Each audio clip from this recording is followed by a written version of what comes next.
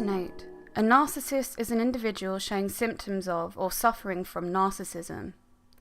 Narcissists are people who always manage to turn a situation onto themselves and focus on how they can benefit from the person or situation. They are very good at manipulating others into doing what they want or making the other person feel they are wrong in a situation that the narcissist is clearly wrong in. They are arrogant and exhibitionist, vain, manipulative, and greedy for admiration. They are attention seekers and become very bitter when another is on the receiving end of attention instead. A narcissist cannot be helped because they usually do not know they are narcissistic. Who remembers the first time they felt a true sense of achievement? Most likely it was when you were a child and you got the highest score in your spelling bee or equivalent test in school. I bet one of the first people you told, if not the first, was a parent. A sense of pride fluttering through you as you excitedly inform said parent of your news. Our parents are everything, aren't they? Especially as a child. The people you turn towards to protect you from danger and from being scared. But what if the very person most people can confide in, their parent, is the cause of your distress? What if they are the reason you're struggling through something? Who do you turn to then? I'm JJ, and here are 4 true stories of narcissistic parents and families. Number 1. Mother and grandmother teamed up to hijack my wedding. Posted by Lauren. I got engaged in March to my soulmate, a wonderful man I'm beyond excited to marry in August. Before we met, I'd been in a 10-year-long horrific relationship. Emotional abuse, threats of physical abuse, gaslighting, all the gnarly stuff. Never thought I'd be in such a healthy, supportive, loving relationship. This man deals with all my crazy, anxiety, depression, loads of trauma from being raised by narcissistic parents, and loves the heck out of me. It's awesome. I knew as soon as we were engaged that wedding planning was going to be tough. Mum has always been hyper negative about everything I do, say, am, so I was just dreading the whole experience. We started planning a wedding for fall 2019 and realised very quickly I wasn't going to make it that long dealing with her crazy. So my future husband and I decided to do a very small, intimate, inexpensive, by wedding standards, but still expensive as fuck in real world dollars, ceremony in a park and dinner at a restaurant in August. Neither of us is comfortable with the focus of a large group of people being on us, so this worked in a lot of ways. We talked to both of our parents about keeping it small and how we felt the most fair way to do this was to limit it to immediate family and a few close friends. No aunts, uncles, cousins, etc. They were all on board and thought our decision was a sensible one, especially since we're in our 30s and want to buy a house and start a family soon.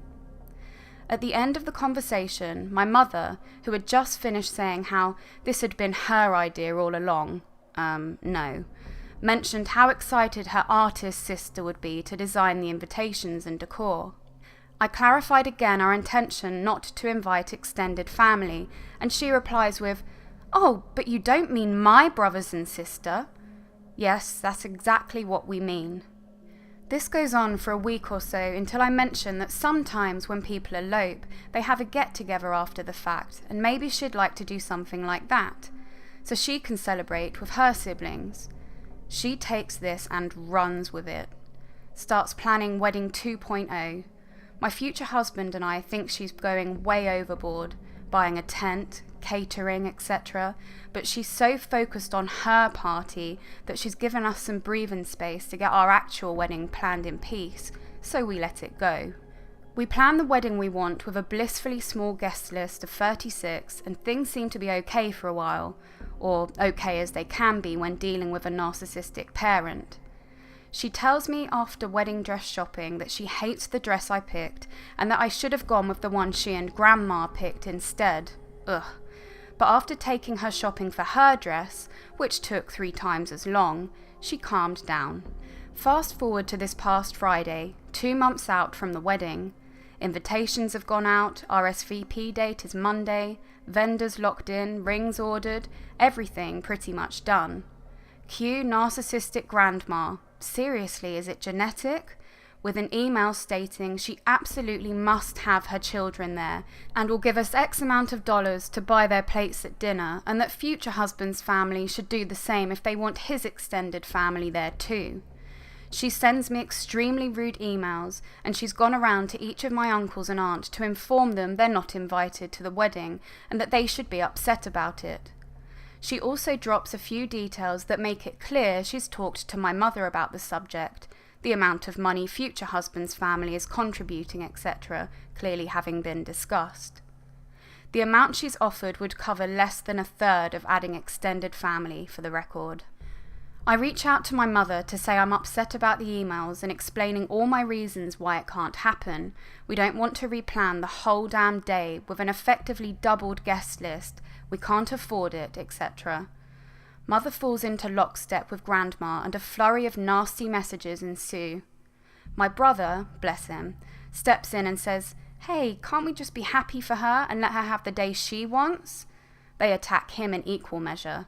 Finally, I have to step in and say, "You can come to the wedding we have planned or not come at all. This is not negotiable." Monday morning, I wake up to emails from several uncles saying Grandma forwarded the whole email chain to them. They say they respect our decisions, they're not upset, and they love us. I send another email to Mum/Grandma saying what they've done is unacceptable and cruel, not only to me but to my brother and my uncles. I never heard from my aunt, but she's my mother's #1 enabler, so I'm not surprised.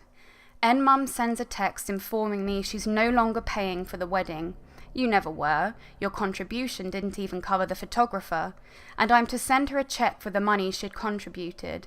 That she's never been so ashamed of her children. That we're terrible people, etc. At this point, I'm at my wit's end. She's negged on everything I've planned for the day, fought me every step of the way, and when I stopped giving her any details about the wedding, planned an alternative wedding at her house for the following weekend. And now I'm the worst daughter ever because I didn't let her and Grandma change everything about my actual wedding day. So I had enough, informed them both that they were no longer welcome at the wedding and were now free to have the day they wanted, where they were the centre of attention, while I got married with the people who actually love and support me. Mum's response: "I'm blocking you on calls and texts and emails. When you get your shit together and want to apologise, you know where I live." So I guess we're no contact now. Honestly, I'm sad it came to this, but I'm starting to feel relieved I don't have to deal with their games anymore. Thank goodness I have a wonderful future husband, friends, and a brother that support me, but damn, it's hard. 2. When your narcissist just can't wait until you fail. Posted by Imaginary Music Lover. So, I'm getting my own place to live. Ever since the whole moving out of the house subject came up, my mum hasn't been supportive of the whole thing. I really don't care about a lot of things she says, but there are certain things that really grind my gears. Quote, "You're going to find out what it's really all about. I just can't wait until you start buying things and paying bills by yourself, because then you'll know how hard it really is. You're not going to handle working, I know you're not. It's going to be too hard. You're not going to be able to do all of the things you want to do like you do now. Kiss your hobbies goodbye. You're going to have to get up at 6 a.m. every morning. Like, geez, thanks for those moronic responses, Mother. You're so supportive of your children. What I find funny is that she tells me that I will lose my freedom when I ironically have no freedom whatsoever while living with her. Also, she treats the whole buying everything yourself thing as some sort of punishment, when in fact it's the complete opposite. Like, it's a dream of mine that I can go to the store by myself and buy whatever I please without being scolded. What's even worse is that she says those things as if she's excited about it. A bit morbid, no? 3. I was forced to cut ties with my mum. I'm still sad that she doesn't care. Posted by the Meldub. This is going to be long, but I just needed to get it out. When I found out I was pregnant last year, my mum instantly started telling me how it better be a girl and she can't take the heartache of having another grandson. She also told me that she needed to be in the room when the baby was born. She didn't talk to me for a week when I told her no. At 13 weeks, I found out our little one was a boy. I was so happy. As a person who has only ever wanted one child, I've always felt like a son would be perfect for me. My mum told me that's too bad and I better try again for a girl and get it right. This destroyed me. My husband and I then eloped when I was about 5 months pregnant. We were planning a huge wedding but decided we could use the money for better things. On the day of our little elopement, my mum called to remind me that maybe our marriage will last if we have another baby, so long as it was a girl. I decided that was enough and ignored my mum up until my baby shower at 36 weeks pregnant. She didn't buy anything for the baby because boys' clothes are gross and she didn't want to look at them. I ignored my mum again until December 6th, the day my son was born. I told 3 people I was in labour, not including my mum. She found out and called me, and I told her firmly, do not come to the hospital, we'll talk once he's born, and she got mad and hung up. 2 hours later, while I was trying to push my son out, guess who comes walking through the door? Yup. I told the nurse to get her out, and instantly my blood pressure shot up. I went into distress, and so did my son. I was given a few more minutes to push before they called for a C-section. I got him out in time and we were both okay. I blame my mum for this entirely. I almost lost my boy because of her selfishness. Is that wrong to blame her? Anyways, the days turned into weeks and not a word from my mum. She never called to see how I was doing, never called to offer help, didn't ask for pictures of the baby, nothing. Until my grandma calls and tells me she's heard about how my son was starving and was so glad that the doctors had put him on formula. There's 2 things wrong with that. My son wasn't ever starving. My son wasn't on formula, nor did a doctor recommend that he should be. So it didn't take long to figure out how the rumour started. I did nothing but wait to see what would happen next. My brother calls me and tells me that my mum wouldn't talk to me because I'm negligent towards my son. Not true, obviously. I refused her help when I needed it, and that's why my son was sick. Again, he was totally healthy, and I was unfit as a parent.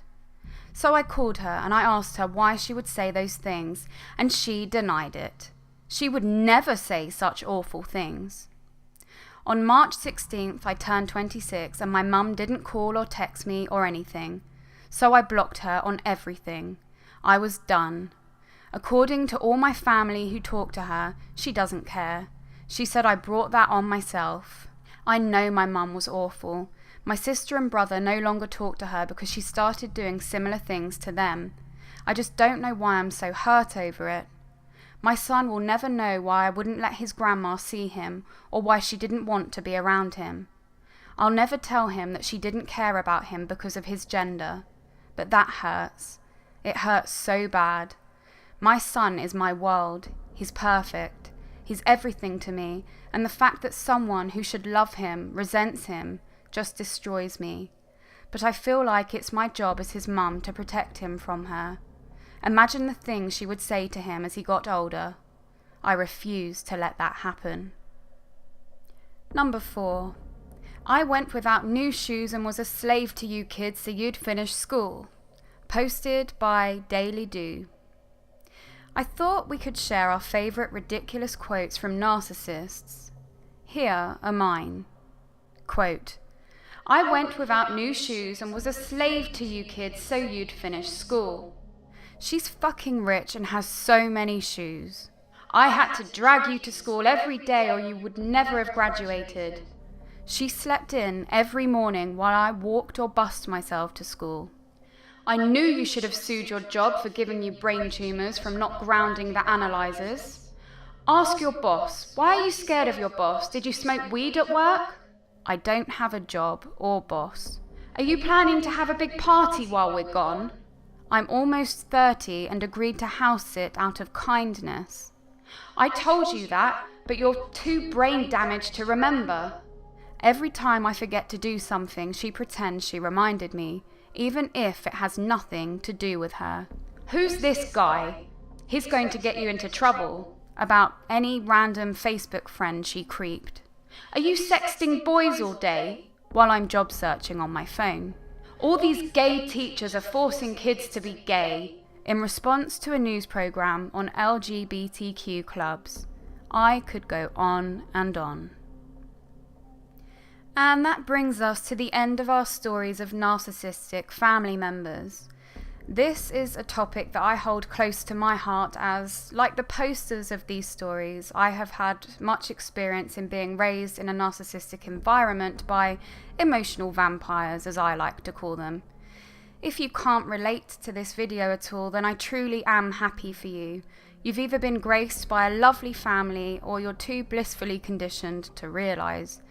But for those of you who can relate, just remember, some broken things just can't be fixed. No matter how much duct tape and super glue you have, that baby's been smashed to dust.